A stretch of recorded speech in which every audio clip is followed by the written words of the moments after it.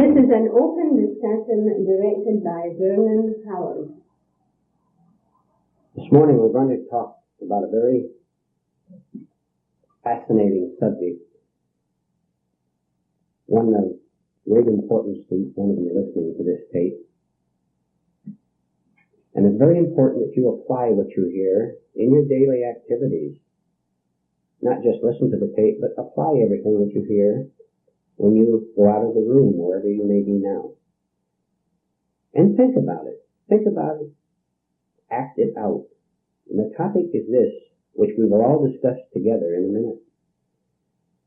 The topic is, the point is, there is no problem unless the individual himself makes a problem through his lack of understanding, through his lack of insight.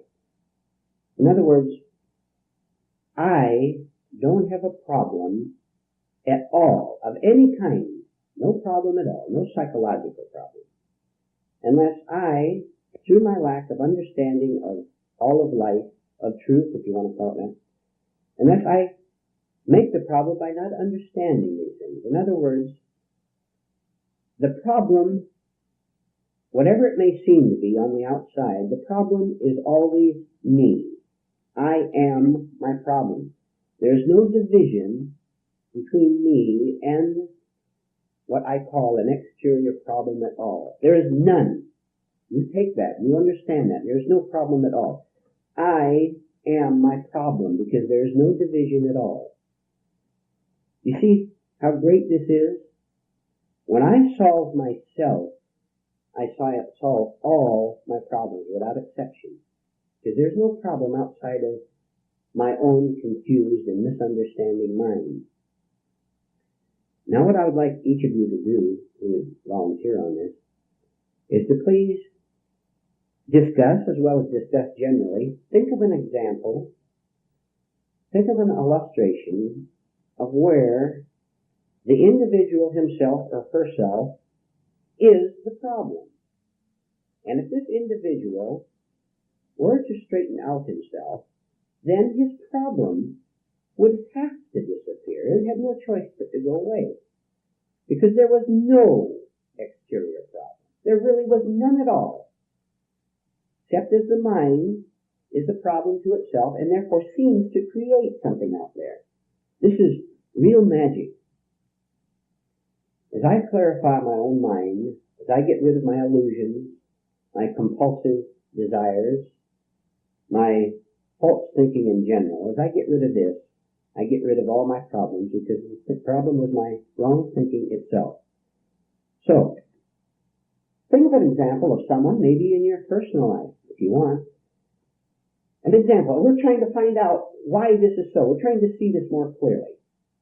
If I can see one small instance of where, for example, I complained that I didn't get from the outer world something that I wanted and thought I needed.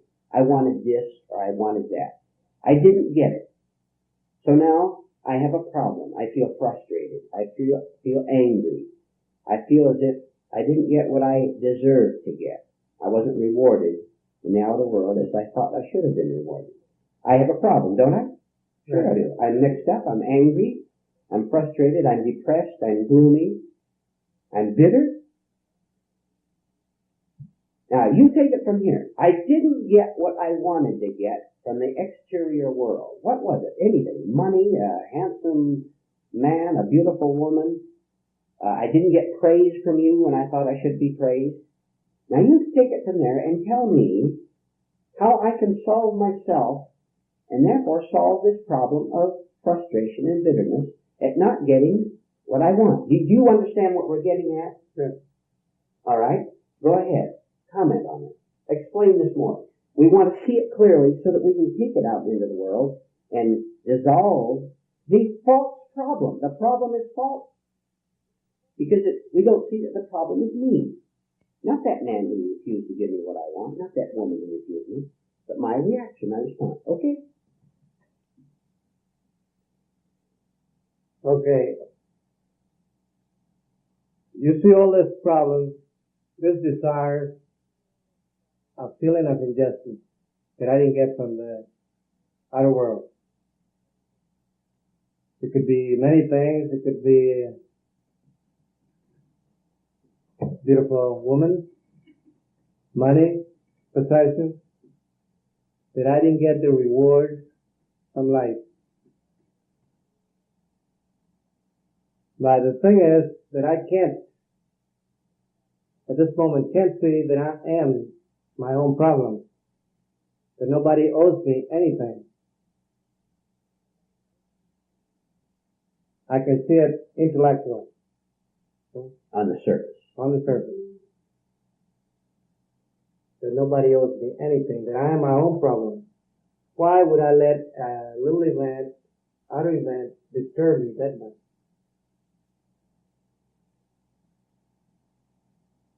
May I ask something?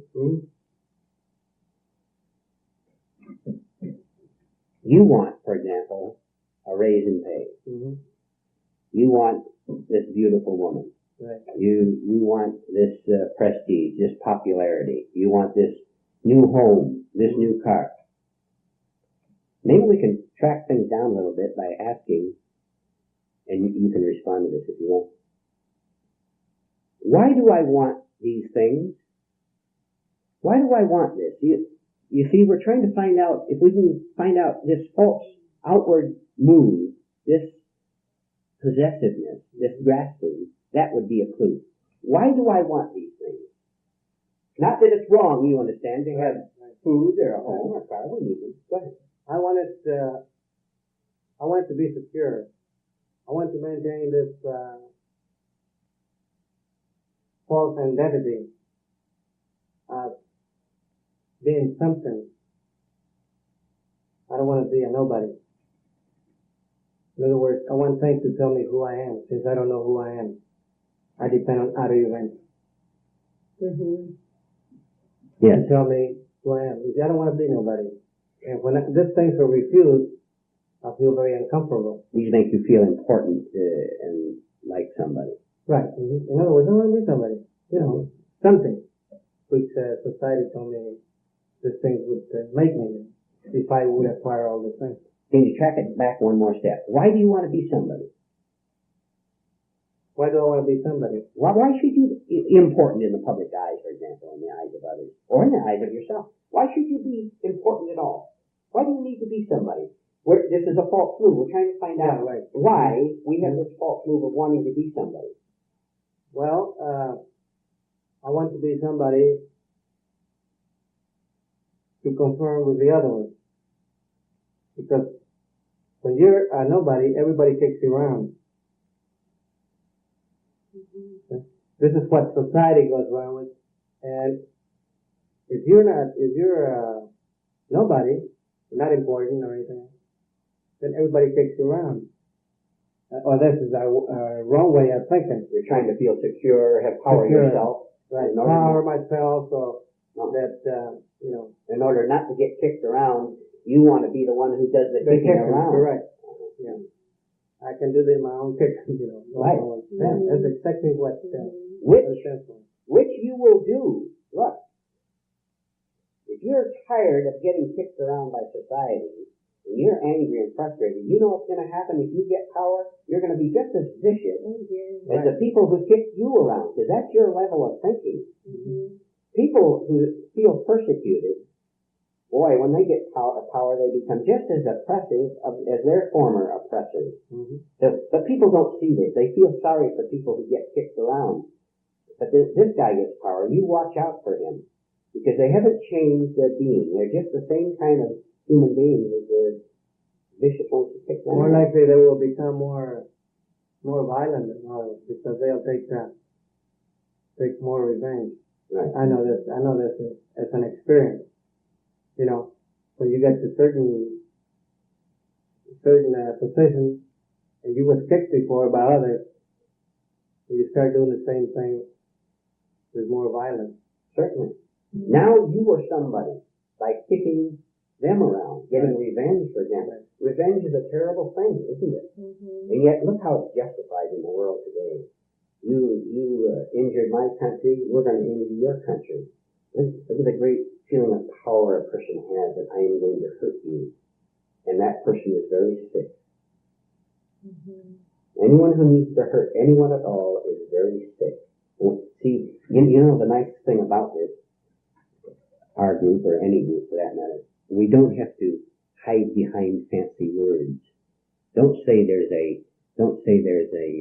what's the phrase, gap?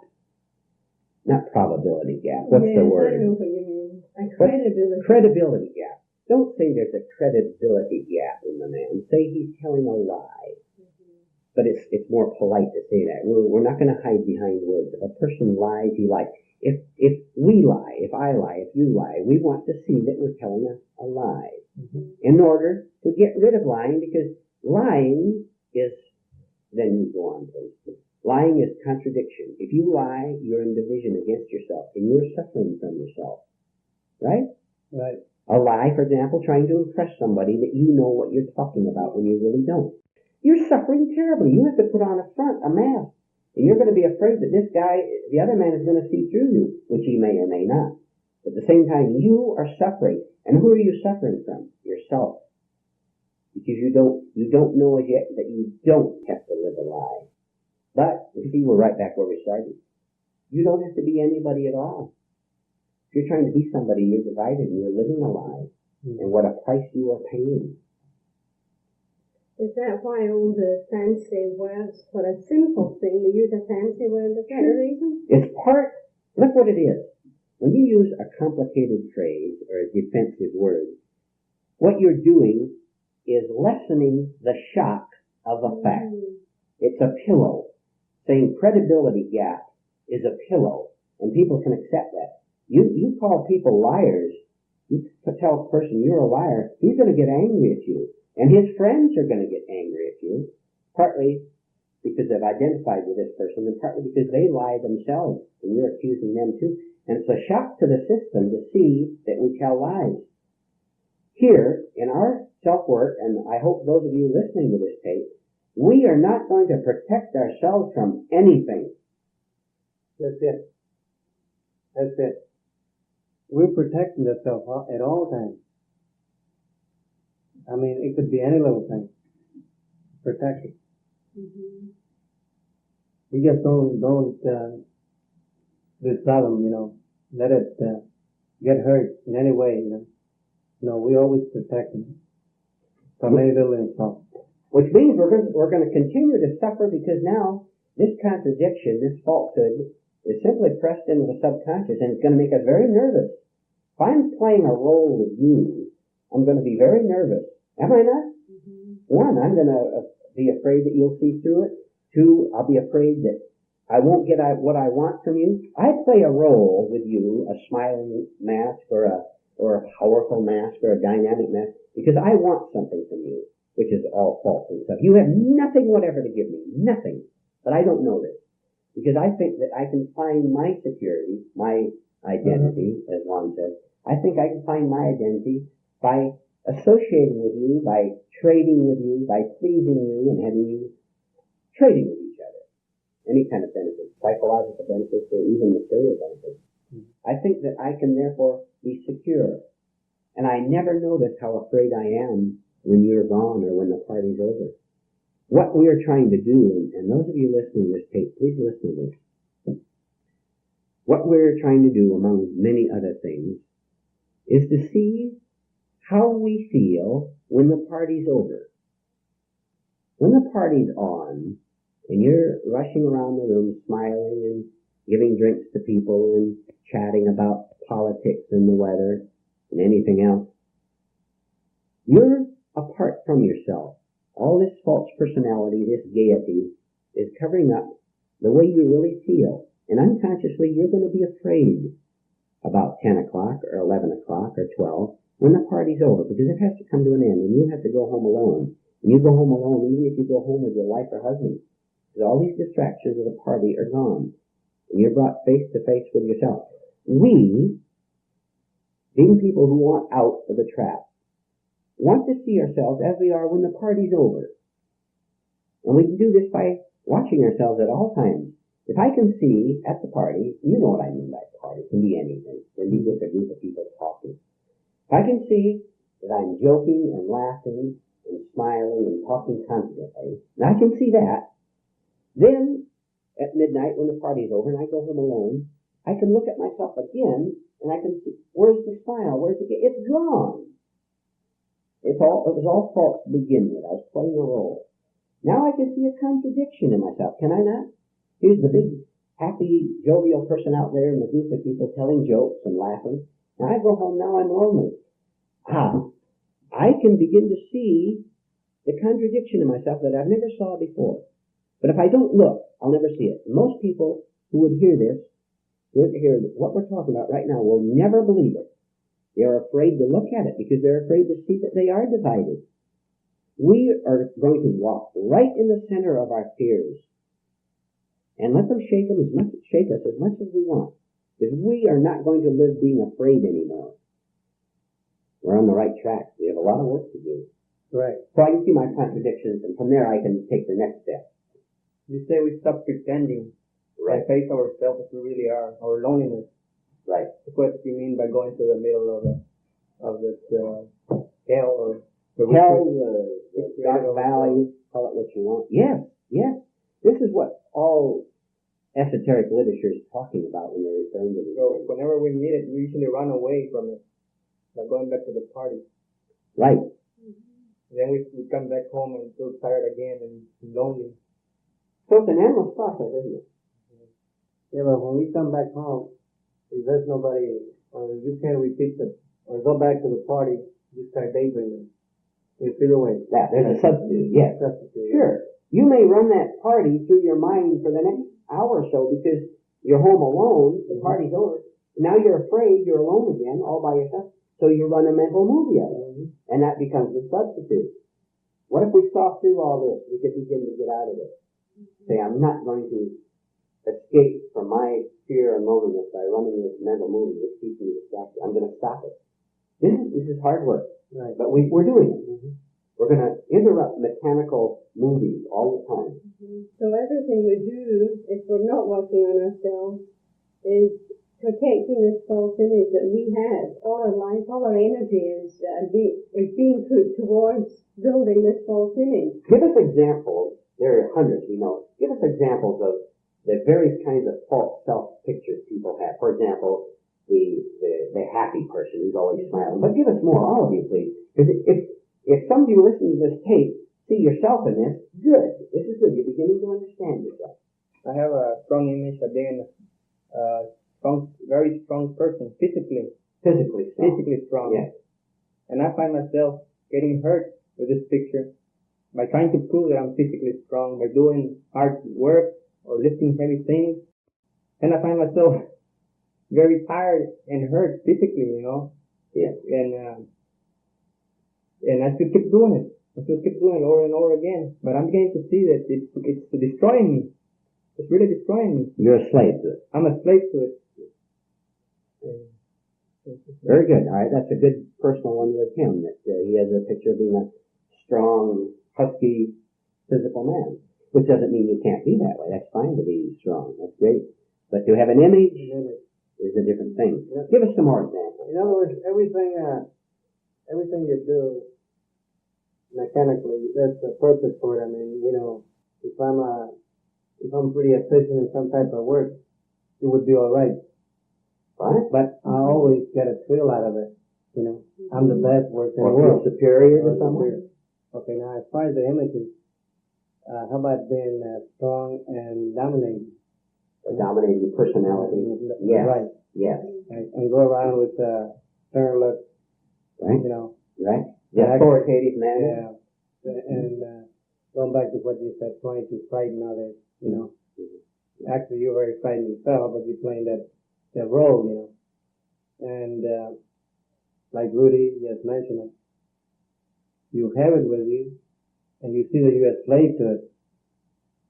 It's very strong, you know. These images are very strong. They're very strong. They're hard to break, but you know that you have them, and this makes you more uncomfortable. So you are playing a role, or whatever you want to call it. And go ahead. No, I was just going to add, if I am suffering, I can say to myself, I must be playing a role. Because that's what suffering is. Playing a stage performance apart from reality, apart from the real self, the real nature, which has no images at all. So see, we've got clues here. I suffer from something. You say to me, Juan, you say, you're not a very bright person. You're not very smart. Mm-hmm. And I feel that. Why? Because there's an image of being bright. And you have heard that image of me being clever, intelligent. Mm-hmm. If I didn't have this image, there could be no pain. Because there'd be nothing there to be destroyed. Mm-hmm. If you have a mask on and someone hits the mask and hurts you and the pain goes through, it's because you had the mask on in the first place. You didn't have it. You couldn't strike that mask and injure it. And what about the generous person? Generous people who give gifts and resent it? Who give all the time, and who, if the other person doesn't thank them or flatter them enough, to feel resentful. That's and right. if we can see this resentment, we know that it's a contradiction. If we can see it, we see the contradiction. So there is something false there. How about getting involved in activities that may be exciting on the everyday level? You may be very excited about taking part in this political campaign or even a religious movement or something like that. You may actually get excitement, false excitement, by the way. But way down deep inside, there's something else in you that says, what on earth am I doing here? I would rather be, doing anything else. You might rather be home watching television or playing tennis or whatever you do. And you actually feel trapped by putting your time and energy and maybe your money into this activity. But you've never ever looked and seen your resentment at contributing your time or whatever it is to this work, to this organization, wherever it might be. Mm-hmm. Not only that, but you may be afraid to give it up, because if you gave up all this excitement and just went home, there you go. There's loneliness coming in again. And you won't face it. That's the last thing you will do, is to see how many problems you have. Instead, we cover them up by surface activities. Okay. Not only our own strong images, but how about the images that others have built around us? These are hard to break too. You know, you're generous, like you said so, or a very strong person, and they have built it around us. Mm-hmm. Now we're afraid to lose weak in front of them. To lose the image they have of us. That's right. That's see? Yeah. Because we're afraid to lose them. That's right. They may get disappointed in us and go away. Now there comes our loneliness, or we're losing all the benefits we're getting from them. Think of all, those of you listening to this tape, think of all the benefits you are getting from people, and think how frightened, how anxious you might get if you lost them. Now, do you want to continue to live in this anxiety? Which does not mean that you get people out of your life. We're going way beyond that. We're trying to see our psychological slavery to other people. Then we can be in a relationship to other people without being slaves to them, without being afraid of them, without compromising our real integrity to them. Mm-hmm. No, we're not going to live that way anymore. I don't know about you. I'm not going to live that way. Are you going to live that way? We're tired of it. No. I know it's hard, but I have to go through it. Right. I'm in the middle of it, so I'm going to keep on going. Those of you listening to this tape, why don't you, while you're sitting there, think of self-pictures, self-images you may have of yourself. Try to see your own. We've given several examples. The generous person, the physically powerful person. Try to think of roles you may be playing and not knowing that they're roles. You may be quite unaware of some of the behavior you have that's simply a role. And you work on this and you begin to see that it is a role. Then you begin to see how it drains your energy, how it makes you tired, and how you long to get away from it, but you don't know how because you've been depending upon it for all these years for security. You work, by the way, you work all by yourself. You don't go home and tell everybody in the family about these things. They're not interested to begin with. You make this a secret work, but don't get vanity out of saying I have a secret work. That's just another error. You work quietly and to yourself about these things, because most of your friends won't be interested in them at all. And if you mention them to them, they're either going to distort them or reject them. You can talk with these things about other people who are genuinely interested and no one else. And there are not too many, I will tell you that. This is not a mass movement, and it never can be a mass movement. Who would like to add something? We must get tired of pretending. Very Good. tired. And I'm beginning to see that it's a terrible thing to be pretending all the time. Because it gets us into situations that are quite dangerous to us. Besides many other situations that embarrass us. Go on with that a little bit. Can you think of an example of how a role gets us into trouble? Now we're in it because we walked right into it with our eyes closed. Our friends usually come around and say, let's go out, have a good time. And we might want to go out, but we don't want to let them know that we aren't the friendly type, the type that goes out all the time, the swinging type. So we go around with them. We usually find ourselves in trouble with them. We can't let them, they won't let us off afterwards. They'll always be coming around to take us out again. Why do they, answer this, Rudy, if you will, among other things, why do they want to drag you into their activities? Because their own insecurity. Go ahead. Most probably because of their own insecurities. They don't want to do the things alone. They want others so they can be more wild and permissive. But they won't feel so bad either. Share the guilt. Share the guilt. Sure. And the more you have doing something, then you think it's right. If everybody does it. Why, certainly. Certainly. You look at a crowd of any kind. You know what a crowd is? A crowd is insane. A crowd is arrogant. A crowd is mad in many ways. And a crowd is very cowardly.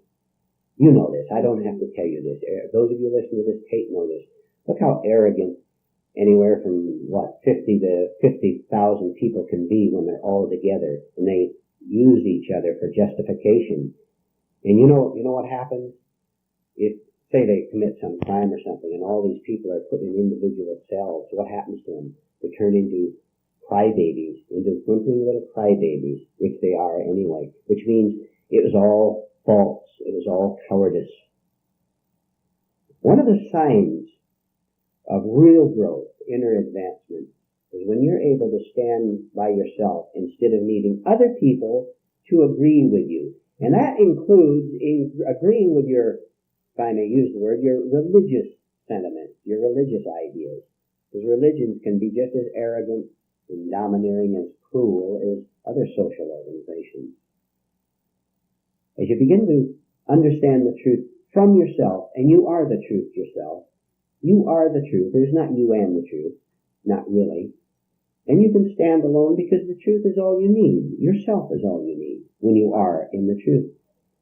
Then you can, without any effort at all, no effort at all, stay away from mad crowds, from organizations that delude other people because they are first deluded themselves, which talk about love and peace and brotherhood, and who are really very violent human beings talking about love and peace and brotherhood.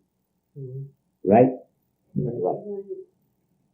It's very hard to stand alone, but we have to see that we're going along with this madness, and then we'll, little by little, I suppose, we'll get away from it. Well, you see how strict society is, and that you were participating in that. Yes. Now you're frightened, Mm-hmm. But you can't go with them.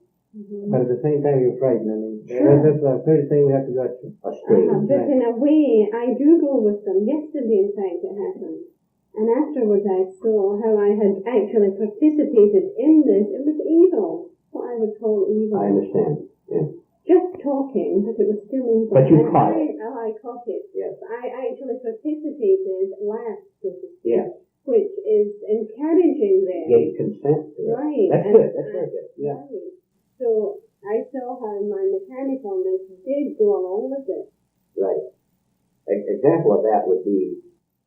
Suppose someone, even in humor, someone tells a joke, say in a crowd, and this joke, you know very well there's something, say, malicious about it, or being superior to another person, or being cruel, and you laugh at that joke. This is what you're talking about. Right. You are just a part of that cruelty. Don't you laugh. Don't you sit there with I won't say a sour face. You sit there and don't you dare. Are you a part of it? Right. You start to break away. And the time will come when, except where you're in an accidental crowd, like at an airport or something, you won't be in groups like that because you won't want anything to do with this madness anymore.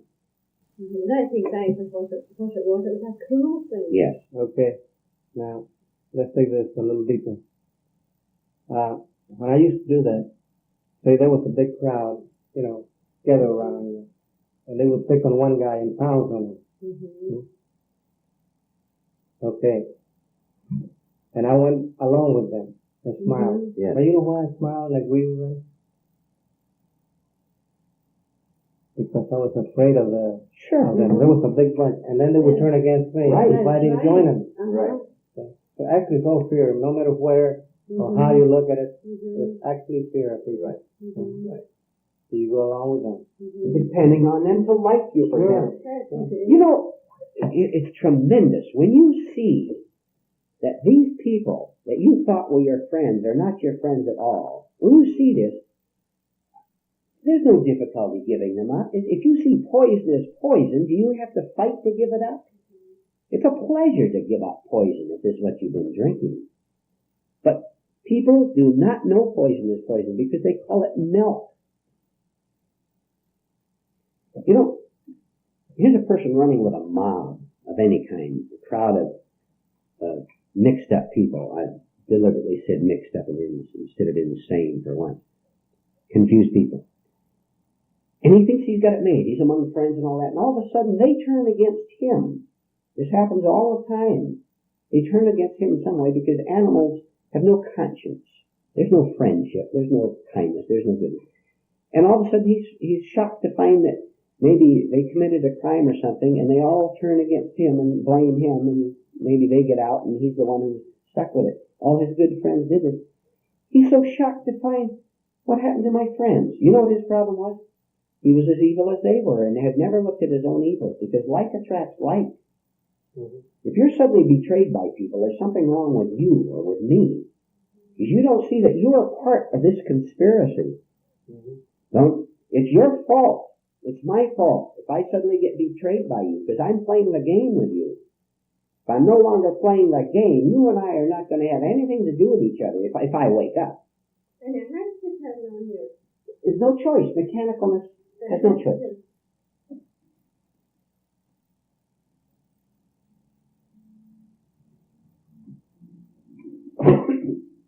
That's right. I had a friend that was caught by the police doing something. This a long time ago. And I felt bad because, he was part of my company. Yes. Of course, I didn't know he did this thing. But I was, like you said, Mr. Vernon, I was the one that was contributed to it. I was part of it. Right. You run with wolves, you're going to get bitten by wolves. Stop running with them and you're going to get bitten. But what do we have to do? First see that I have a wolf nature myself, and instead of lying about it and saying I'm a decent human being who goes to church and prays to God, you're not praying to God at all. You're praying to your own ideas about God. And God is not an idea in your mind. Ideas have their place. I have an idea of how to get from here to my home. That's a good idea. That comes from memory. But God, to get into this for just briefly, God is the whole. Capital W-H-O-L-E. Their ideas, they have their place. There's also emotions. There's also that hill over there. There's also the planet Mars. There's also understanding. And this is all the whole. You understand? But it's not separate. Nothing is separate. There's not my God and your God. If I have my God and you have your God, we're both living in illusion. Because there is only one God, one truth, one wholeness. How can I prove this? How can I find this is true? By doing what we're trying to do here. Dying to false ideas about having an individual ego, a separate self, which does not exist at all, except in illusion. Then I will begin to see this. Then, you and I are not going to engage in stupid religious wars, saying we're doing it in the name of God or Christ. We've awakened from our own insanity after all these years, and after getting tired of paying the price for it.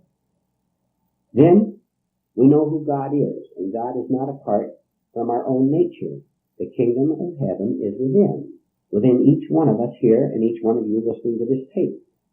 But it may be very thickly covered up with illusions, with ideas of having a separate ego, of having a separate self. As we get rid of these, then who is there to quarrel with anymore? Who is there to compete with anymore? There's no such thing as competition anymore. If you're one thing, how is there any opposite to fight with? Fighting exists on the level of the mind, which divides itself into opposites. Some of this contradiction, I was going to say buffers, but I use contradictions, are well hidden, or way down deep, that we can't see them. I guess this is what you're getting at. We don't actually see them. They're frozen, in other words. Out of sight. Right. And it has to be broken slowly, I don't think we could stand it if they were taken off. Go into that a little bit, anyone. Why can't we see them? Why can't we see them? Oh, it's too much for us. All right, explain that. More detail to that. If I find myself being exposed all of a sudden that I'm very childish, it's amazing, but you're hurt deeply because you can't believe it that you're childish. That's right. But you are a kid. I'm saying that to myself. Yeah. We're a bunch of kids. You know how a kid jumps up and cries and everything when he doesn't get what he wants? We do the same thing, but in a different way. Yeah. But we're exactly the same kid. We call ourselves adults, and we can see that we're really very childish. That's a good word we haven't used very much. Watch childishness in adults. Say on television, famous people in authority, or who are supposed to know the answers. And especially when there's a panel of them, a panel of religious leaders or politicians, and watch how childish they are in little things, how instantly they'll defend their little position against what someone else said. You see no difference that in a little child who says, you called me a bad name or something like that. See no difference in it. You think they see themselves as childish? Never. I'll bring something here that I saw television. It's a very famous man. A lot of people depend on him. So this man said that he never killed an animal for sport. Yeah. So he didn't see his own contradiction, how he was killing his own human beings that were listening to him with hate and anger and accusation. I mean, that's what... Didn't see it, yeah.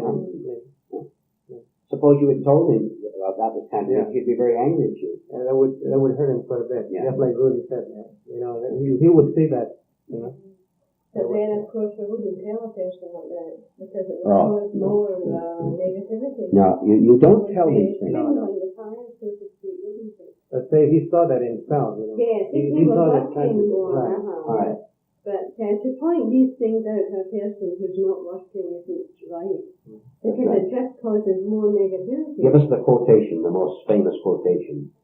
Starts with cast. Oh, cast not thy pearls the first line? Yeah. Now, go ahead. Let's go back to what we're talking about, this person, this famous person, whoever he might be. Yes. How about if the audience also saw that? They would become very frightened, wouldn't they? The ones that depend on him. If they caught a glimpse of that, they would immediately block it out of their minds, because when an idol appears childish, they don't want to see an idol as childish. Because how can an idol be childish? They'll block that out of their minds. Yeah, that's right. They refuse to see it. So you can see it. And you know, you've seen this. For example, at the end of a war, when a dictator who's been hailed by millions of people is suddenly turned against, they hang him up by his heels, has actually happened. So, don't be worshipped by people. They'll turn against you the next second. So it's all this blocking out that was done from an early age that we're trying to uncover. Right. And it has to be, this contradiction has to be way down deep, because I can see how a person can turn real vicious toward you if you refuse him something. If he could be your friend. I can see them. I know that, my God. But I still don't see deep enough myself that they actually are real, people are real vicious and violent. All right. Mm-hmm. Just a couple comments on it. This is one of those things which is difficult to see, because I have to see my violence. Right. I have to see mine before I can be free of yours. Mm-hmm. If I have a picture of being a nonviolent person, I'm just opening myself up to a violent attack from you or you or you or you or anybody, because we're trading images with each other. I'm saying you're a man of peace. You call me a great man of God, a spiritual leader or whatever. We're deceiving each other. But boy, at the slightest advantage to me, I'll betray you. And I may even do it in the name of God. Because the only thing that's important to egotism is what? To maintain its position. And there's no crime in history that hasn't been committed in the name of God and truth. That'll be enough for this side of the table. I think we'd better look at violence a little more and see what it really consists of. This takes a lot of honesty now and a lot of courage. Commonly, when we think of violence, we think of people, a mob in a street, throwing things, smashing windows, or we think of the violence of war, which are indeed violent. But for the purposes of our inner work, let's look at it a little more closely, a little more personally. Now, what is violence? There are degrees of violence. Let's look at some of the things which we have in ourselves, which you never think of being a violent reaction. Do you know that when an individual is resentful, he is violent? He's in a state of violence. When a person, you don't believe this, do you? Do you know that when you were disappointed, you were in a small state of violence? This is resistance to a truth which you don't understand as yet. When you are disappointed, when you are angry, you're obviously violent. Yet people give labels to anger and call it strong convictions or having firm ideas about something. You're in violence when you are angry. But we don't call it that because we'd rather give a fancy label to it. And let me throw in real quickly, if I'm in a state of violence, who suffers from it? I do.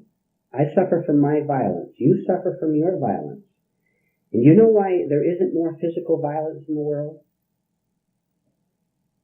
Because of one thing principally, and not because people are decent or nice, but because simply fear of punishment from it. You can get angry at someone, and nothing will happen to you. They might get angry back at you, and usually do.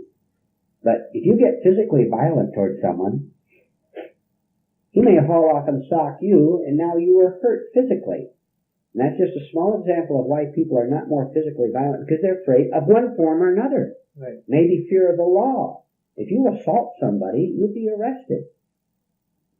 So it's fear of punishment, and not because we're really decent human beings, that keeps us from being more violent, from expressing this inner violence that we have. Now let's take another point, and then you can all contribute. Why am I violent to begin with? Because I am insisting that the outer world conform to what I want. When it doesn't, I become afraid and I become angry. I am insisting that a falsehood should be a truth. I'm trying to twist everything according to my personal illusory ideas of how the world should be in order to keep me secure. So violence becomes a part of my attempt to feel secure. But it can never succeed, can it? Because I'm trying to prove, I'm trying to make an illusion seem to be a truth, which obviously can never happen. So I have to study the whole thing, and I have to cease to love violence too. Do you see that there's a love of violence in violence? People do what they feel like doing. I have to stop loving it, which means I have to see through the self-defeat in it. To take revenge when you're hurt is very sweet. But to go against that, Why is it sweet? You tell me why revenge is falsely sweet. because one thing, I like it, and I defend this false identity that I have. Sure, I feel exists. Seems to confirm you. Sure. I have a right to defend myself. You know, this is the way it goes. And going back to what you said about anger, there's a little difference of being angry when you're working with it. I mean, when you get resentful or violent over something, you can now look at it. It's a little different from just being angry and justifying it. And the more you say it, the more afraid you become of this negativity that's really hurting you, really destroying you. Certainly it's destroying. But it's a different thing now because you're looking at it. You're studying it Correct. instead of being one with it, right? Right. Yeah. In other words, you're trying to separate yourself from it. Stand aside and look at it. Sure. Like you sit aside and look at something. But I said this takes courage. This is real courage. Those of you listening to this tape, this is what real courage is. To walk right into the unknown of this. All this is unknown. We've never gone into this before, most human beings. They want to stick with the familiar. They want to repeat religious phrases over in church, or they want to preach sermons, or they want to quote from books instead of going into something that is strange to them. If we can understand that we do fear the unknown, we have an advantage there, because then we understand that when we go through it, we'll be free of it. It's simply because it's unfamiliar that we're afraid of it. We have to be courageous enough to drop the familiar, drop our concepts of God, for example, and go along with that itself is a big task. Because you may think that you are abandoning God. Now you think God is going to punish you. Mm-hmm. You're not abandoning God at all. You're abandoning your own false ideas about who God is. Religious guilt is a terrible thing, and billions of human beings are trapped by it. It's a terrible thing, because you're afraid God's going to punish you. And we live in such childish illusions that if we do one little thing like miss church or something like that and then fall down, we think, well, God punished me. Do you know that that's egotism? That's egotism, because you're saying God has just think the creator of the universe has his attention on you all the time. See the vanity in it? We actually make ourselves do these things. Here's where I sense this great illusion is that we acquire from others, from religion, and from the rest of them. That you have to be nice to people, because if you're not, God is going to punish you. Yeah. So you have to smile to them. You have to do everything. You have to be nice to them. And this causes a lot of guilt when you cannot do it, because you get resentful when you're doing those things that somebody else told you to do. So you go around pretending, and you will find yourself getting very resentful because you don't want to do those things. Then you fall into guilt. Right. But it is a great illusion. Because I still see it. That, if I don't smile and that guy, act friendly towards him, that I'm going against God. Just like Mr. Howard said. Right. That's the illusion. It could be in an office. It could be walking down the street. Those are down deep. Mm-hmm. But you have to be real nice. This is what we were taught. Real nice. Yeah. I don't care how mean the other person is. You still, be nice to them. You know what frustrates people? It drives them crazy. They say to themselves, I'm supposed to be good, but inwardly I know I'm not good. How can I be good when I'm not good? Right. Really, this is a terrible problem to people. A terrible frustration. I'm supposed to be decent, but I'm not decent.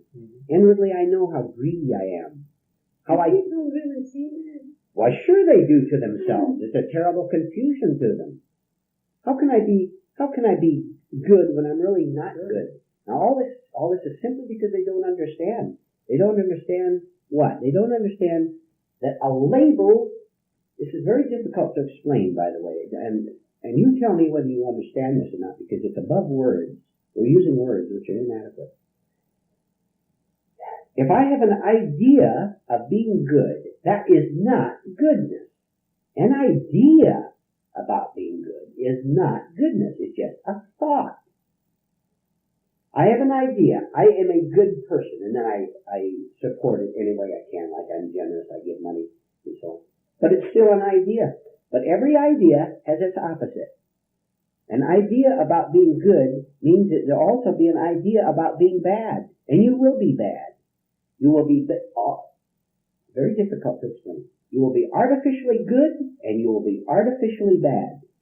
Above both these artificialities is true goodness, which is not an idea at all because it's above the mental plane. An idea about goodness has a division because you're just living in your intellect. You see? Look, you're living into your intellect, but that is not goodness. Goodness is the whole. If I want to be good to myself, I have to be good toward you, but I can't think about it. I have to die to an idea about being a good person. When I have no ideas about being a good person, I am a good person because there's no opposite to it. Then I am naturally good because I am whole, a whole human being. You see? You understand? Mm-hmm. Then Sally was going to say something too. Well, I was going to say, if we live at all by ideas, obviously it's wrong. Right. But when we're young and we have an image of being good, this is our idea of me, say. This is my idea of me.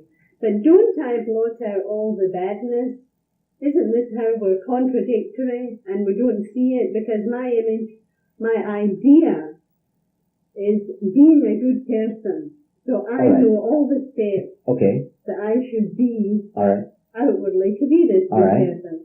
All right, so that's this hat. This other hat is the exact opposite because I must have the opposite in me. You must have it. But I'm refusing it, and I know this You're is my dark side of myself. Exactly. That's it. The dark side, and this is the... You see why you have to die? Let's get this in. It's very important. Mm-hmm. You see that it's equally important to die to images of being good and its opposite of images of being bad. People can get great identity out of being bad. Mm-hmm. They love being bad just as much, not as much as they love being good, because good gives you certain material rewards. When you found the truth, you are neither good nor bad as labels, which is true good, because you're above labels. Go ahead, Mom. In answer to your question, do people see this? Yes. I saw this before I came into this work. You see, I didn't. You see, I saw it, but with an emotion, This emotion would tell me you're a liar. You know. Mm-hmm. I was doing everything religion called for. See? Right. And I was deceiving myself, but I could not deceive this other part. Right. It was too strong. He said, you're a liar. I mean, he didn't come out of that voice. My emotions were giving me like kick. And this would frighten me. But they would not leave me alone. They just kept hitting. And this, I went, I got more guilty about it. Then I finally quit doing that because it was a fact. Yes, I understand. You get to a certain point where you actually do see. But for years and years we live like this and we don't see any contradiction at all. But then as the years go on, I suppose just before we start this, It's when we begin to see that there is something wrong. We get tired Scared. of being mechanically good. Yeah. And you know what a person like that always says to himself? Look, I've been a good person all my life. They name it. I've been faithful to my wife or husband. I've gone to church all my life. I've never participated in street brawls. I don't get drunk. I've been a good person. And then they say, but where's the payoff? That's right. See, where's the payoff? I've been good. Where's God's reward to me? Yeah. And they'll even quote the Bible. It says, you be good and you get rewarded. See the bitterness in being artificially good? As long as you have an idea that you are a good person, you're an evil person. See, Okay. you understand? We are our own reward. Whatever that's a law. And your own punishment. That's what I mean. We're our own reward and punishment. It's a law that whatever you are. Right. And we can take it wrongly right here where we are. If I think that Mr. Howard owes me something, Mm-hmm. you know, or any of you. Right. But it's true, because while I've been studying this, I've been working with it and all that, and where's the payoff? Mm-hmm. So we're still looking for a reward. Oh, I see. Yes. Right. I mean, Even compliments. and this is, you become resentful. And also this could be done by a person that's 2,000 miles away too. But I've been studying all this books back and forth, you know, and I feel worse, but that is the way it's supposed to start. To change, you have to get rid of some of all that baggage you get. Mm-hmm. And the unfamiliar is always dreadful, isn't it? We shy away from it. Uh-huh. It's If very we frightening. change ourselves, we have to give up our security. Let me ask those of you listening to this tape. Now, you've heard many ideas, and perhaps you've heard them for the first time. Let me ask you, what has been some of your reactions to hearing these ideas? Maybe you've been made uncomfortable, and that is good. That's great. If you take it right, you've been made uncomfortable, you disagree, and you can see that there is some anger in your disagreement. You have to judge this for yourself, and you look at yourself. And you can see you've been disturbed by these. If you take this disturbance rightly, you can make great gain, because that very disturbance means there's a contradiction somewhere. Because I will tell you something. You are hearing the facts. You're not being deceived. You're being told the truth here. And this was what will save you. It will save any of us. The truth that sets any of us free. So if you have been disturbed, you take it home with you and ask yourself why you were disturbed. And don't love your disturbance. Don't love agitation. You think about it. And you put your true interest first. And your true interest consists of setting yourself free. If we love our agitation, this is one of the things we're to sacrifice, is to give up. Explain that to me. Well, this is our old feeling. This is what we call our life, all this agitation. Mm-hmm. If I get a thrill out of anything, it's agitation. Through a lot of anger. Anger, whatever it is, argument. Right. You get a great thrill out of things. Right. And Right. so this is one of the things that I have to give up. I have to sacrifice in order to change. And it's through this sacrificing, giving up, that you do change. How do you sacrifice that anger, Sally? I want to know. How would you go out by sacrificing this anger? Well, first of all, I would have to see it. Yeah. I would have to... Will you give an example in your daily life? How would you... that would happen, that makes you irritated or angry? How would you die to it? Well, if I react in a specific situation, mechanically, repeatedly, every day, see my boss needles me and I real fast argue with her. Well, first of all, Vaughn, I have to see this, that this is my usual pattern, this is my security, by the way, and this great feeling it gives me, this false feeling of life. So first of all, I have to see it and try to be conscious of it the next time it comes up. And I won't go over it in a day or a week. It'll take time. But this is the beginning. Seeing it and reminding yourself of it, even writing it down, what happened, everything in this little incident. So so that you will remember it and be conscious of it the next time. And see that it was a false And of move. course, this is I'm taking that for granted, that Yeah. it is all false. Self-defeating reaction. Oh yes, this is why I'm investigating and studying it, because it is. And it's one of the things that I have to sacrifice. Look, we said, if I know poison when I see it, do I take it? Mm-hmm. I stay away from it. But people do not know the difference between poison and milk. They really don't. And of course you can see all the things it's doing to you, how it's harming you. Right. You have to taste that anger. And you know that anger is very bitter. Exactly what you said. Mm-hmm. In other words, not justify, just like that anger and taste it. Mm-hmm. And look at it. And you start seeing how much harm it does to you. That's it. This is the beginning. You have to see that it does harm you. Mm-hmm. It's very painful. It's actually destroying. But we usually justify it right before we, in other words, I say, I have a right to get angry. That guy or that woman or whatever doesn't have a right of treating me like that. Yes, we have to go over Yeah, that. right. And, That's right. The mind works so fast that it justifies it. right. Mm-hmm. And we usually don't see it. We have to be watching our minds at all times. Mm-hmm. And then once we go over this little incident, of course, there's 1,000 Sure. other Another incidents. challenge will come up. Well, disturbance, like Mr. Howard said, disturbance, you have to be disturbed by this. I find one little thing that always helps me, that Mr. Howard disturbed me before we go into the state, before we even start into the state.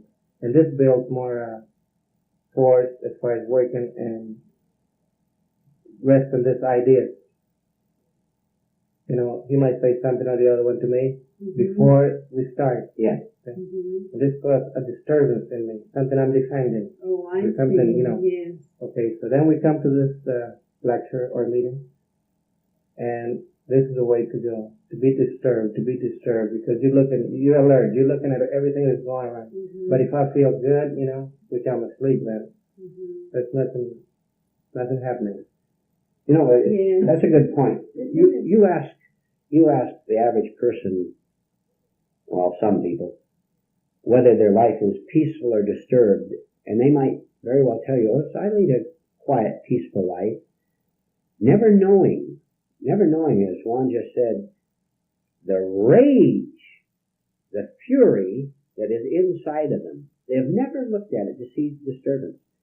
But we, having got onto this clue that we have to see our disturbance, how contradictory we are, how we want to achieve something and we can't do it, we want to break a habit maybe, we can't break it, we get in despair. We can say, boy, this thing is really tearing me apart. That's good, because I begin to see that I am a slave. A man living, to use a familiar illustration, a man living in a jail cell who has pretty curtains on it, and who has beautiful pictures on the wall, and the bars are covered up with lace or whatever he has in the curtain. And he calls that cell a room of freedom, and he doesn't see it as a cell. This man is in a terrible rage, because way down deep inside he knows he's in a cell, even though he's covered it up. Because he knows he can't just get up and walk out of that room. He knows there's a key there, there's a lock there, and walls. We're seeing that we've been living in a decorated cell. It's a shock to us, because we have to see we've been living a lie all these years, right? Shock, terrible shock. We're willing to go through. Once we suspect that we're in a cell instead of in a beautiful free room, what can we do? Now we can take intelligent action. We can rip the curtains off and see that it is a cell. We can rip another pretty picture off and see that there's a lock there. Now we can begin to study the lock. We can get out. It is possible to get out of that cell. It's impossible to take the next step of walking up the dungeon steps to the next level. And now you can study the wall. But every time you get over a wall, you see another one. Mm-hmm. Another. There's another wall all the time.